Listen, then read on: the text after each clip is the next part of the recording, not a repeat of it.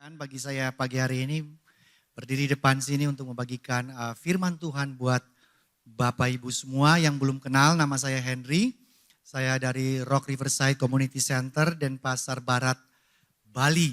Dan pagi hari ini saya akan berbicara sedikit dari tema yang kita punya di bulan April ini mengenai the source of the authority of influence. Dan ayat yang kita pakai adalah Matius 28 mengenai amanat agung daripada Yesus untuk kita semua.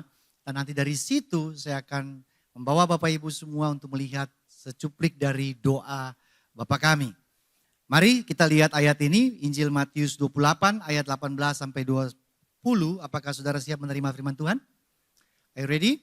Oke, saya bacakan. Injil Matius 28 ayat 18 sampai 20. Yesus mendekati mereka dan berkata, "Kepadaku telah diberikan segala kuasa di sorga dan di bumi. Karena itu pergilah." Karena itu yang mana? Ayat 18. Karena Yesus telah menerima segala kuasa di sorga dan di bumi. Karena itu, karena atas hal itu kita disuruh pergi.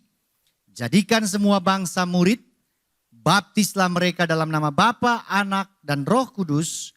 Dan ajarlah mereka melakukan segala sesuatu yang telah kuperintahkan kepadamu.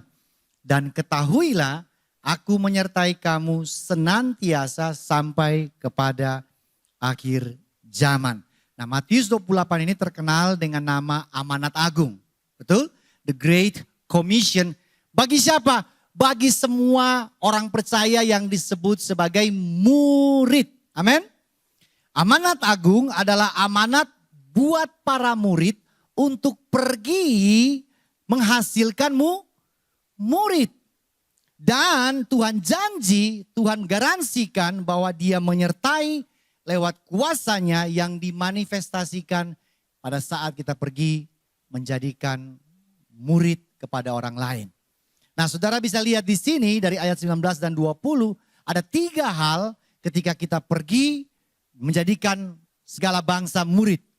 Yang pertama adalah yaitu jadikan semua bangsamu murid. Go and make disciple. Nah, saya mau kasih tahu dulu. Segala bangsa di sini jangan saudara berpikir kita harus pergi ke Afrika. Kita harus pergi ke pelosok-pelosok. Kita harus pergi sampai ke pedalaman-pedalaman. Segala bangsa di sini termasuk orang yang duduk di sebelah saudara. Ada amin, RCC. Betul? Termasuk tetangga saudara. Termasuk karyawan saudara karena mereka juga adalah bangsa. Betul?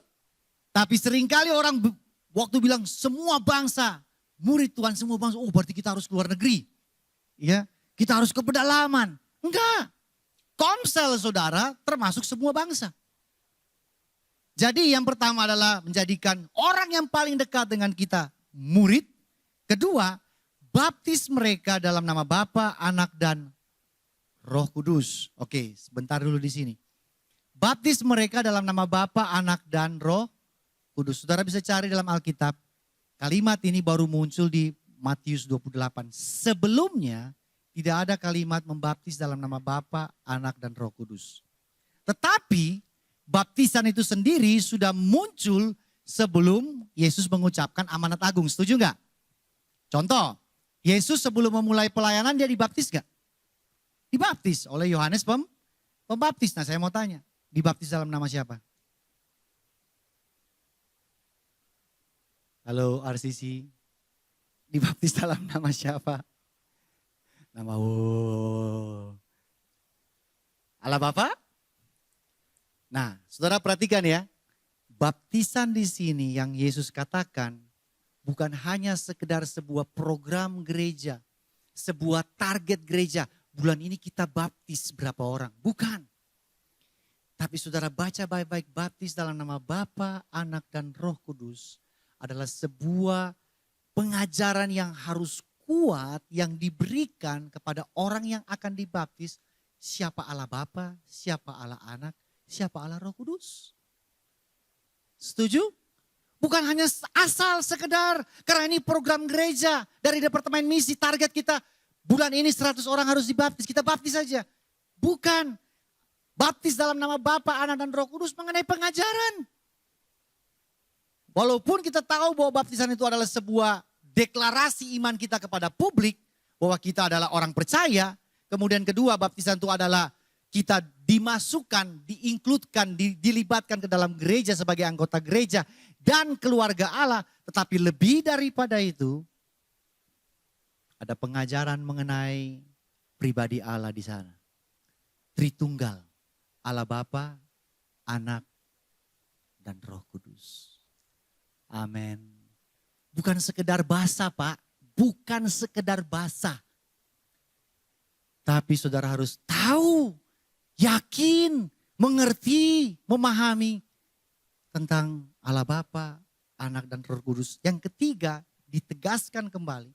Ajarlah mereka melakukan segala sesuatu yang telah kuperintahkan kepadamu. Nah saudara lihat ketiga tugas ini.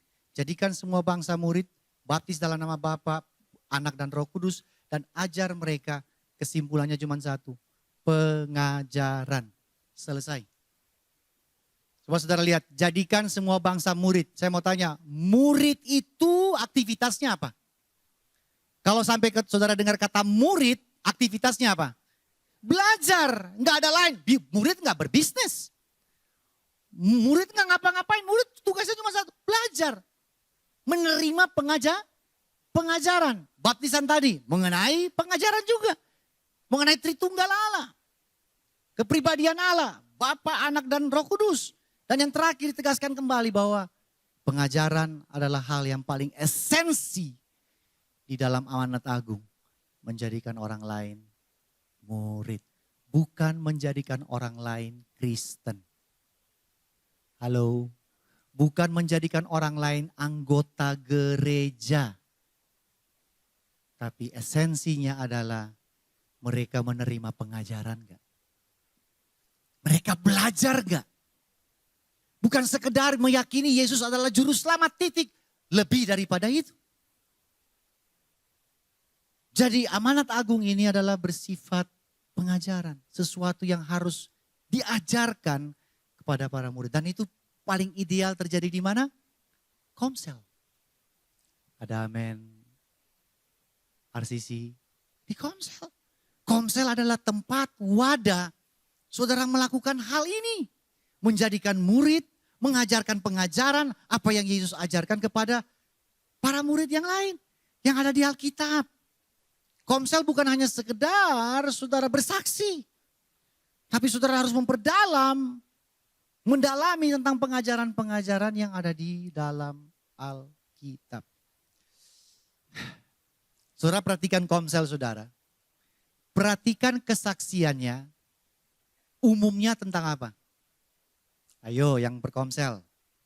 Coba waktu mulai komsel kan ada sesi kesaksian kan? Ayo Bu, kesaksian. Ayo Pak, kesaksian. Nah, kesaksiannya berputar apa?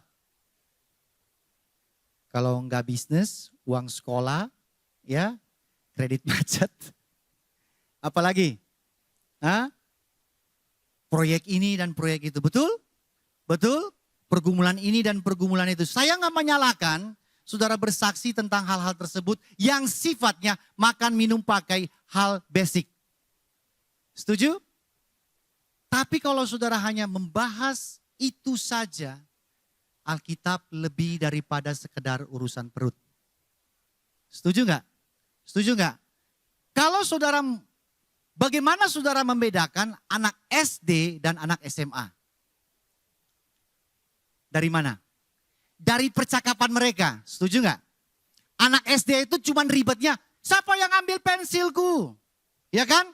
Siapa yang curi buku pelajaranku? Siapa yang coret? Saya punya tas, cuma begitu-begitu doang. Anak SMA nggak mungkin ributin soal itu, betul nggak sih? Anak SMA ributinnya lain. Siapa yang bawa pacarku? Wah, lain sekarang. Ya kan? Itu yang kinclong, yang bening-bening sana tuh siapa namanya? Udah lain lagi. Setuju? Yang kuliah lain lagi pembicaraannya, betul? Asiknya kerja di perusahaan mana ya habis sekolah ya? Saudara perhatikan dari percakapan saudara, kita bisa bisa mengindikasi saudara sedang ada di pertumbuhan mana. Halo, betul gak sih?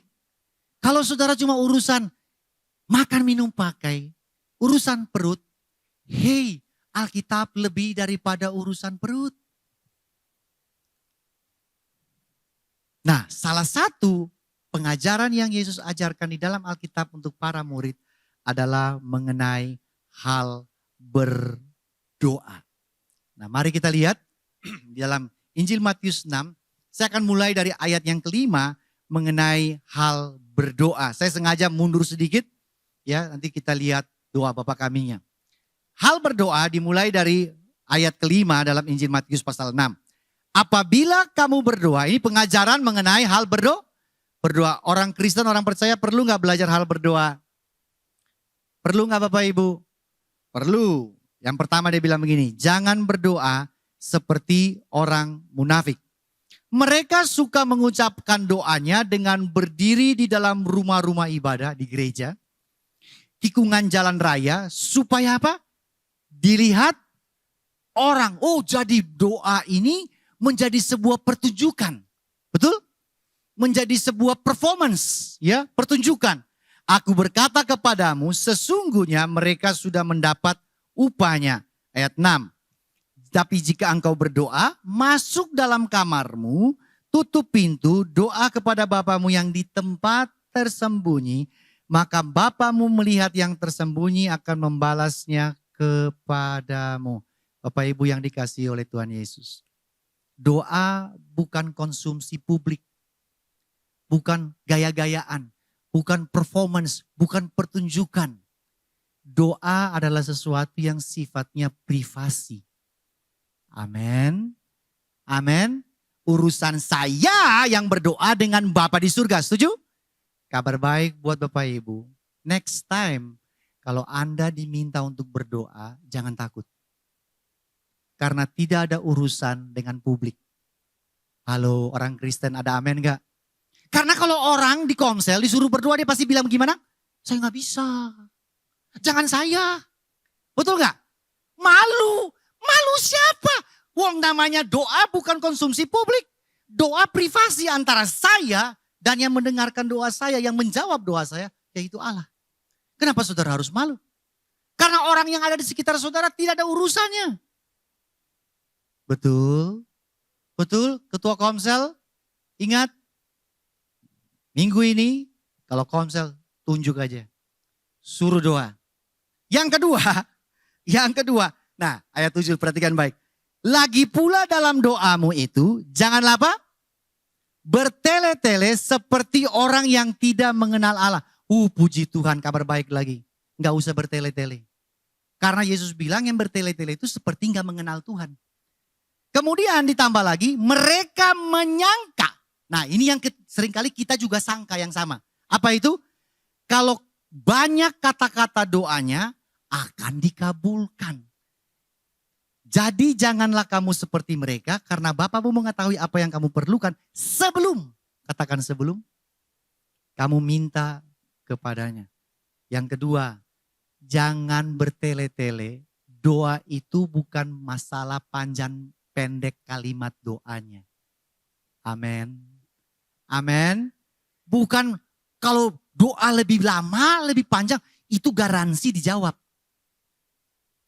Semakin bagus kata-kata doanya, semakin banyak Tuhan semakin senang, semakin jawab. Ayat ini bilang kebalikannya, enggak. Nah orang waktu diminta untuk berdoa, ayo Pak, Bu berdoa. Jangan, saya nggak bisa ngomong. Saya nggak fasih ngomong, saya nggak pinter ngomong. Hei, yang jawab doa jemaat atau Tuhan? Aduh, yang jawab jemaat atau Tuhan doanya? Tuhan, kenapa saudara takut? Jemaat tidak punya kemampuan untuk menjawab doa saudara. Terkecuali saudara melakukan iman bisik-bisik. Ya, saudara perlu uang, saudara bisikin dia lewat doa saudara. Tuhan saya perlu uang, nanti yang di sebelah tergerak kasih pinjam uang. Namanya iman bisik-bisik kan. Doa tidak ada urusan dengan panjang, pendek, bagus kata-katamu. Karena dikatakan bahwa sebelum kita berdoa, Tuhan sudah tahu apa yang saudara mau doakan. Aman gak Bapak Ibu? Aman banget. Sehingga minggu depan, kalau saudara diminta oleh ketua komsel saudara untuk berdoa, jangan lagi menolak dan berkata, saya tidak pintar berdoa. Karena ayat ini bilang, orang yang pintar berdoa malah tidak dijawab. Halo orang Kristen, karena tidak ada urusan dengan kefasihan saudara berkata-kata. Nah, saya mau ajak saudara sekarang melihat doa Bapa kami yang saya ambil hanya di ayatnya yang ke-13. Ini ayat yang saya akan bahas. Doa Bapa kami itu panjang dan di dalam ayat 13 dalam hal berdoa ini ada muncul kalimat ini. Dan janganlah membawa kami ke dalam pencobaan, tetapi lepaskanlah kami daripada yang jahat. Bahasa Inggrisnya dikatakan deliver us from evil. Judul khotbah saya, deliver us from evil. Ini judul yang serem. Kenapa saya bilang serem? Kalau Bapak Ibu sekarang googling di HP Anda, ketik deliver us from evil, saya jamin keluar semua judul film horor. Langsung, baik versi Korea maupun versi Amerika. Setuju? Gambarnya itu pastor lagi pegang salib, kemudian yang dilepasin lagi kerasukan, lagi nempel di dinding kayak cecak, ya kan, rambut awut-awutan, mukanya serem, atau lehernya bisa terputar ke belakang, ke punggung. Dan pasturnya lagi tengking gini kan. Judulnya Deliver Us from Evil. Pertanyaan yang dikatakan di dalam doa Bapa kami ini, yaitu lepaskanlah kami daripada yang jahat. Pertanyaan, yang jahat yang mana yang dimaksudkan di dalam doa Bapa kami? Apakah lepaskan kita dari iblis? Seperti di film-film yang ada? Evil, setan. Apakah dilepaskan dari setan? Padahal di dalam Yakobus 4 ayat 7, Rasul Yakobus bilang begini, tunduk kepada Allah dan lawanlah iblis. Dia nggak bilang berdoa kepada Tuhan supaya lepaskan kamu dari iblis. Tapi dia bilang kamu mesti tunduk kepada Tuhan, maka kuasa daripada Tuhan akan diberikan kepadamu, kamu lawan iblis. Bahkan amanat agung tadi kalau saudara baca dalam Injil Markus 16, di situ dikatakan bahwa kita diberi kuasa untuk mengusir setan. Benar gak orang Kristen? Betul ya? Berarti lepaskanlah kami daripada yang jahat, lepaskan dari yang jahat yang mana? Padahal Tuhan suruh lawan. Kenapa dalam doa Bapa kami ada lepaskan kami dari yang jahat? Apakah lepaskan dari iblis atau lepaskan dari hal yang lain? Nah, kita bisa lihat di dalam sebuah terjemahan, saya ambil dari terjemahan The Message. Di sana dipakai kata keep us safe from ourselves and the devil. Kalau saudara suka utak-atik Alkitab, kata yang jahat di sana dalam bahasa aslinya itu bukan kata yang dipakai untuk personifikasi pribadi iblis atau evil atau devil. Tapi kata yang jahat di sana adalah kata sifat yang jahat. Ayat ini di dalam The Message, di dalam Matius 6 ayat 13 ini, dia bilang selamatkan kami, lepaskan kami dari diri kami sendiri. Oke, mari kita lihat Kejadian pasal 3. Saudara masih ingat cerita ini? Masih ingat Bapak Ibu? Hawa lihat buah itu, iblisnya ngapain? Cuma menawarkan, setuju nggak? Menawarkan plus menggoda lah, ya kan? Hei, makan, nanti kamu jadi seperti Allahmu. Nah, saudara baca ayat-ayat selanjutnya, dikatakan di situ Hawa lihat buah itu, dia langsung mulai proses di dalam dirinya. Buahnya enak kelihatannya, terus muncul ada kalimat dan menarik hati. Kata lain, Hawa kepengen. Setuju? Ayat itu tidak menuliskan bahwa iblis memaksa, mencekek leher Hawa. Makan gak? Lu gak makan gue bunuh nih. Gak ada. Dia cuma menawarkan, menggoda. Tapi Hawa kepengen. Hawa ingin. Sehingga akhirnya dia ambil dan dia makan. Nah, saudara bisa lihat di dalam Yakobus ya, pasal 1 ayat 14 sampai ayat 15 persis banget disebutkan di sini tentang kejadian yang terjadi di Taman Eden. Tetapi tiap-tiap orang dicobai oleh apa? Keinginannya sendiri. Karena ia diseret dan dipikat oleh Nya ini apa? Bukan iblis. Nya ini adalah keinginannya sendiri. Apabila keinginan itu telah dibuai, dia lahirkan dosa. Dosanya mateng, ranum, namanya maut. Nah, coba saudara sekarang gabungkan ayat ini dengan kejadian di Taman Eden. Cocok enggak? Apakah betul gara-gara iblis Hawa makan buah itu? Tidak 100% iya. Setuju? Hawa juga kepengen. Setuju? Adam juga kepengen. Karena Yakobus bilang, karena ada keinginan kita yang menggoda kita, menarik kita, menyeret kita, memikat kita. Markus 7. Yesus berkata di dalam ayatnya 21 dan 23 tentang hati dan keinginan manusia. Karena di dalam diri, yaitu hati dan pikiran, berasal segala macam keinginan apa? Jahat, mencuri, membunuh, berbagai dosa percabulan, berzina, hawa nafsu, iri hati. Nah, saudara perhatikan, iri hati itu hal yang sehari-hari bukan? Halo Bapak Ibu, setuju? Iri hati adalah hal yang sehari-hari. Rakus, serakah, berbuat jahat, menipu, menjelekkan orang lain, gosip. Halo?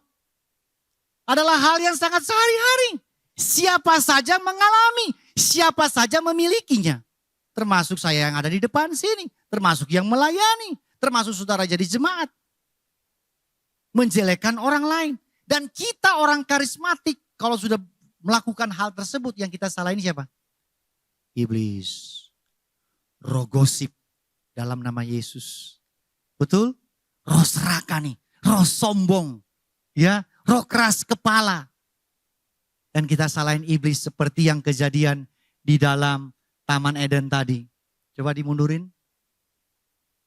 Bisa di back? Bisa? Cyber? Gak bisa ya? Sana. Cybernya mana? Oh. Udah. Oke. Saudara lihat. Waktu Hawa makan. Adam makan. Tuhan tanya. Ini siapa yang suruh? Mereka rame-rame salahin siapa? Iblis. Dan sampai saat ini. Kita semua juga melakukan kurang lebih hal yang sama. Kenapa kamu jatuh dalam dosa? Setan. Kenapa telat ke ibadah? Ban bocor, roh bocor Pak. Betul? Ini roh setan yang ganggu saya nih Pak. Kenapa kamu tidur di dalam ibadah? Roh ngantuk Pak.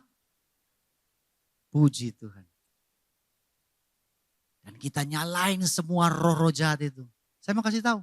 Selama saudara nyalain roh-roh jahat itu, dia tidak akan fight back, tidak akan lawan saudara. Kenapa? Dia biarin. Karena saudara dan saya salah sasaran. Setuju? Setuju? We keep doing it. Kita tetap melakukan hal tersebut. Dosa-dosa yang tadi, keinginan-keinginan yang tadi. Nyalain gak apa-apa selama kamu kambing hitam saya dan kamu gak tahu targetnya. Kita tetap konco, kita tetap teman. Karena perbuatan-perbuatanmu tidak beda jauh dengan perbuatan-perbuatan saya. Halo orang Kristen. Setuju? Di dalam pelayanan saudara ribut, konflik. satu dengan yang lain konflik karena iri hati, karena mau mementingkan diri sendiri, mau menang sendiri, gak mau dengar pendapat orang lain. Kita nyalain iblis. Iblis bilang, nggak apa-apa, salahin aja, salahin gue gak apa-apa. Yang penting kamu tetap melakukan hal-hal tersebut, maka pelayananmu akan hancur. Saudara perhatikan, bagaimana amanat agung yang Yesus berikan bisa berhasil kalau kita masih melakukan hal-hal yang tadi ini. Sombong, keras kepala. Bagaimana amanat agung bisa jalan kalau saudara dan saya keras kepala? Punya keinginan sendiri. Padahal amanat agung adalah keinginan Tuhan. Benar gak sih?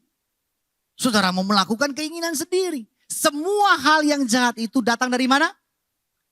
Kita bisa, kalau dulu kita bilang, neraka Pak, itu dari neraka. Enggak, itu datang dari hati dan pikiran manusia.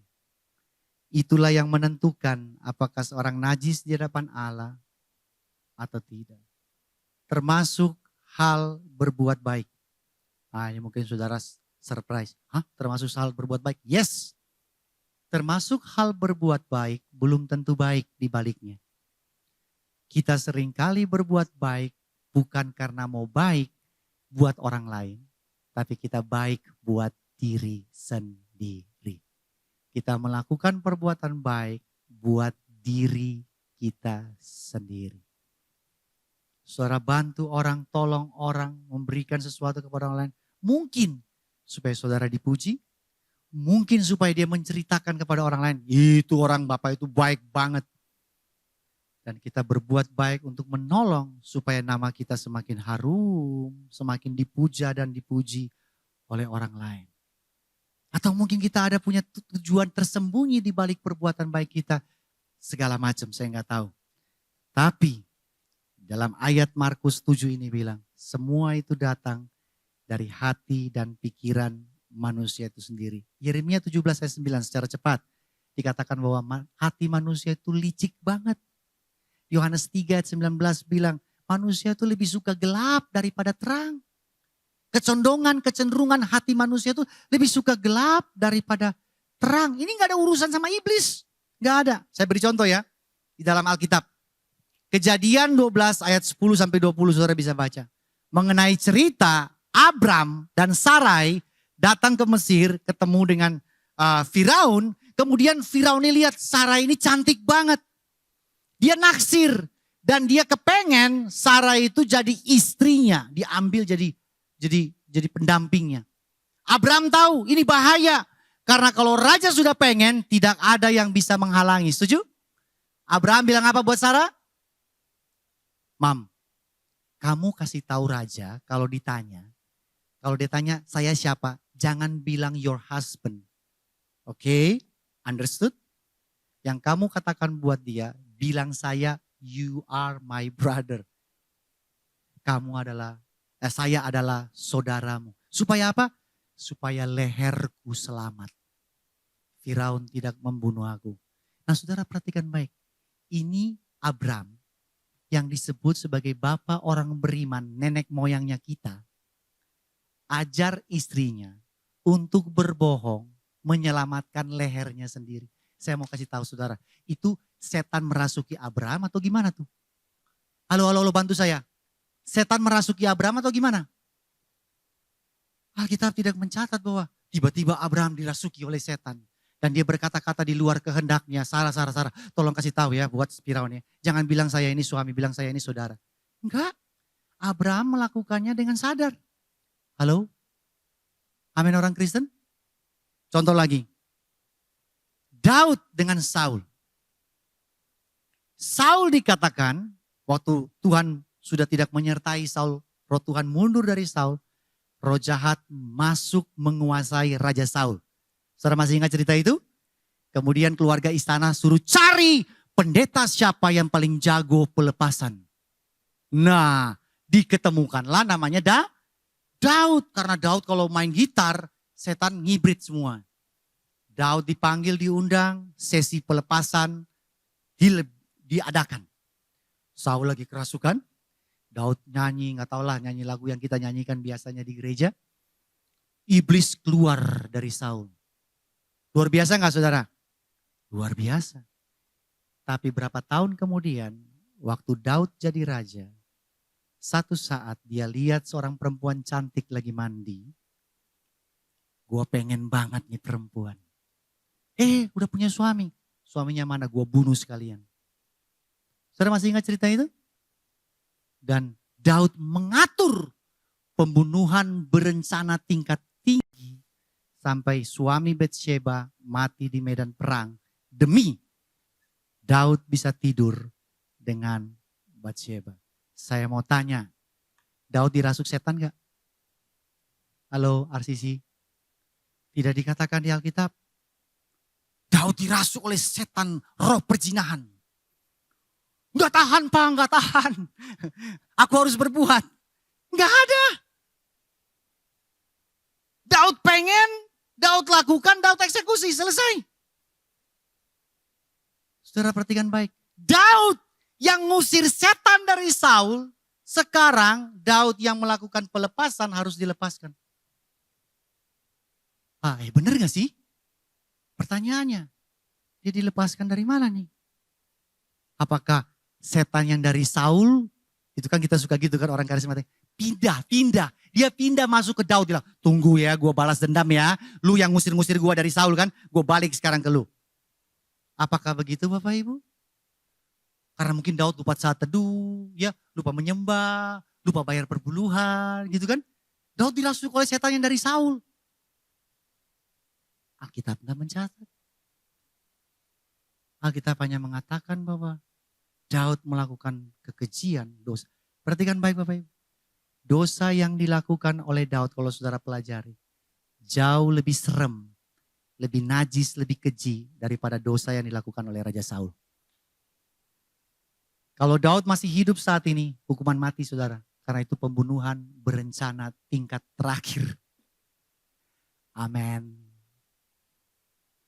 Itu contoh bagaimana doa Bapak kami tadi bilang, deliver us from evil.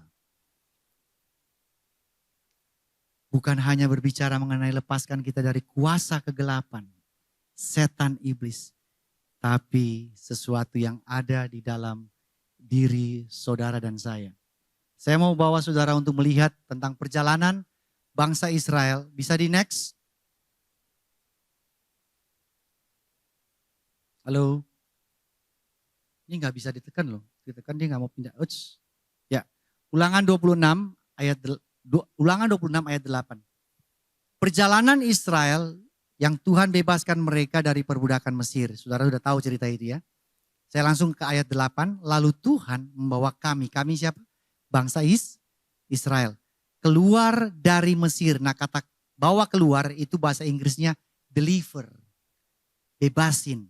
Ya, dari Mesir dengan tangan yang kuat, lengan terancung, kedahsyatan yang besar, tanda-tanda serta mujizat-mujizat. Nah kita udah tahu kan ceritanya kan. Bangsa Israel dibawa keluar dari Mesir, itu bukan dengan satu tanda. 10 tanda, setuju? 10 tulah bombardir bangsa Mesir dengan Firaunnya. Sampai kewalahan, semua sudah dibuat. Baru akhirnya ayo pergi bangsa Israel, saya bebasin. Sampai yang terakhir yang paling spektakuler, laut terbelah. Benar gak sih? Bapak Ibu di Surabaya pernah lihat laut terbelah? Mungkin terlalu besar. Sungai terbelah pernah lihat? Terlalu besar lagi. Selokan terbelah pernah lihat? Gak pernah. Bangsa Israel lihat laut terbelah. Apa yang kurang coba? Apa mujizat yang kurang buat mereka? Mereka udah lihat yang paling heboh. Paling spektakuler. Demi apa? Tuhan bebasin mereka keluar dari tanah perbudakan Mesir, yaitu kehidupan dosa, perbudakan dosa dengan dibawa raja mereka Firaun iblis. Bawa keluar. Ayat berikutnya di dalam Bilangan 14.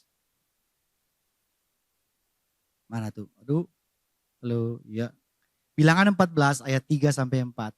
Bangsa Israel sudah di depan tanah perjanjian. Ini udah di depan, tinggal masuk. Perhatikan apa yang diucapkan oleh bangsa Israel. Mengapa Tuhan membawa kami ke negeri ini? Ke negeri apa? Perjanjian.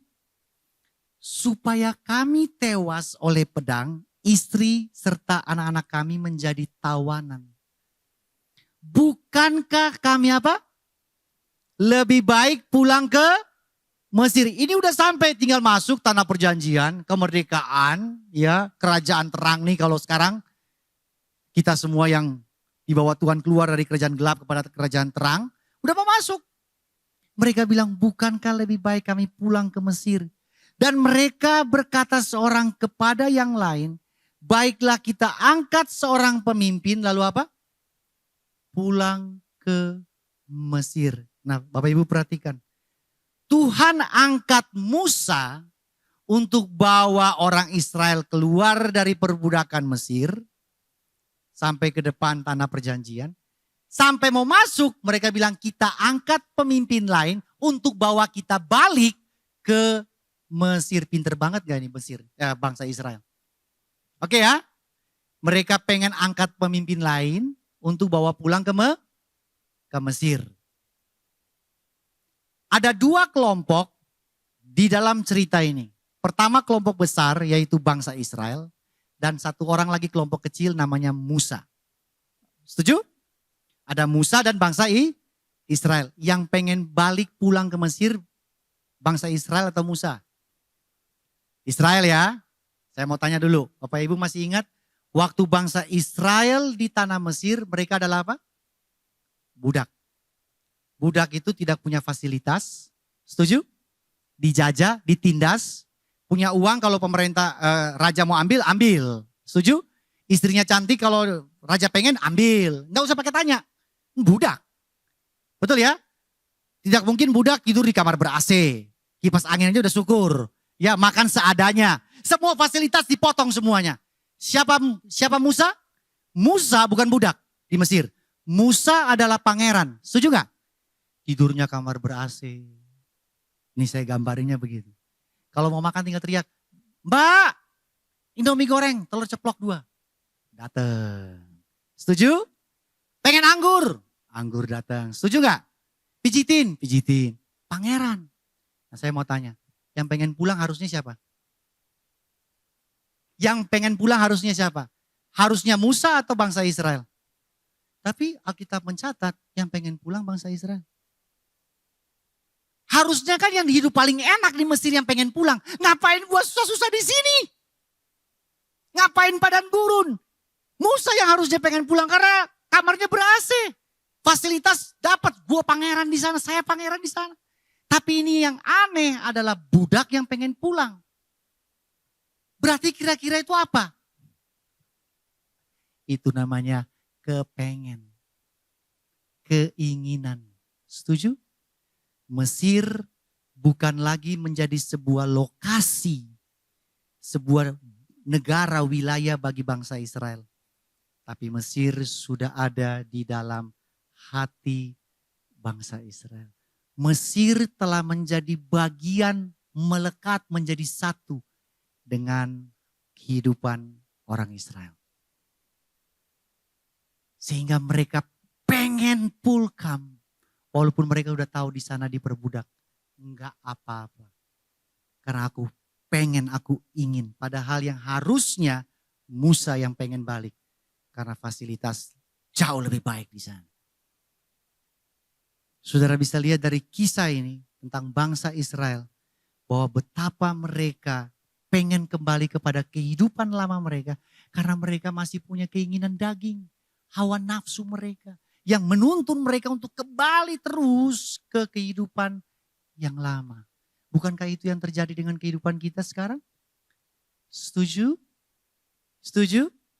Waktu saudara disakiti oleh orang lain. Ingin balas dendam gak? Pengen balas gak Bapak Ibu? Pura-pura gak tahu. Pengen balas gak? Pengen.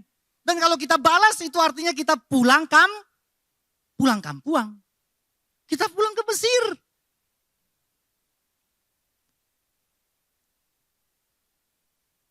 Dan di dalam ayat ini bangsa Israel bilang Tuhan mau bunuh kami.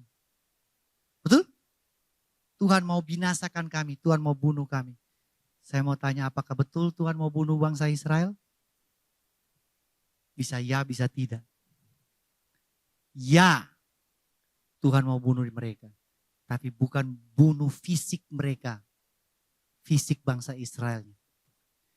Tuhan mau bunuh Mesir yang ada di dalam bangsa Israel. Karena Tuhan tahu kalau kamu masuk tanah perjanjian dengan masih membawa Mesir ini, keinginan hawa nafsu dagingmu ini, manusia lamamu ini ke dalam tanah perjanjian, kamu gak akan nikmati tanah perjanjian. Karena sesuatu yang di dalammu, yang tadi Matius 7 bilang, keinginan jahat, hati dan pikiran kita susah menikmati berkat-berkat Allah. Amin. Amanat agung pasti gagal. Gimana mau jadikan semua bangsa murid Tuhan, sedangkan saudara begitu mencintai diri sendiri. Begitu mengasihi diri sendiri, begitu egois. Bagaimana kita bisa melakukan amanat agung yang adalah kehendak Tuhan? Gak mungkin. Jadi Tuhan mau bebasin saudara dan saya dari diri kita sendiri. Slide yang terakhir. Mana? Tolong. Yes. Oops. Salvation is we getting out of the world. Keselamatan adalah ketika Tuhan mengeluarkan saudara dari dunia yang hancur, yang rusak ini. Setuju? Karena ini bukan rumah kita yang sesungguhnya. Tetapi kalimat berikutnya bilang, sanctification, pengudusan yang Tuhan kerjakan dalam hidup saudara dan saya adalah mengeluarkan dunia dari hati dan pikiran saudara. Nah, ini lebih sulit. Setuju? Saudara perhatikan tadi, Tuhan mengeluarkan bangsa Israel dari Mesir dengan mujizat, dengan tanda heran. Kristus mati buat kita, kita dibebaskan dari perbudakan dosa. Gampang keluar, tetapi untuk mengeluarkan keinginan daging, hawa nafsu, keinginan jahat dalam hati dan pikiran saudara, jauh lebih sulit. Halo, prosesnya tidak satu kali, setiap hari. Amin. Amin. Setiap hari kita mesti teriak kepada Tuhan, bebaskan aku dari yang jahat ini. Bebaskan, lepaskan aku dari hati yang suka dengki, hati yang suka cemburu, hati yang suka iri hati, dari keserakahanku, dari ketidakpuasanku dengan apa yang sudah aku miliki. Aku pengen lebih banyak lagi. Itu jauh lebih sulit. Dan setiap hari saudara mesti berdoa dan teriak kepada Tuhan. Deliver us from evil. Dari hati dan diri saudara sendiri. Yesus tidak datang ke dalam dunia untuk menolong kita supaya kita bisa memperoleh semua keinginan kita yang sudah ada sebelum kita bertobat.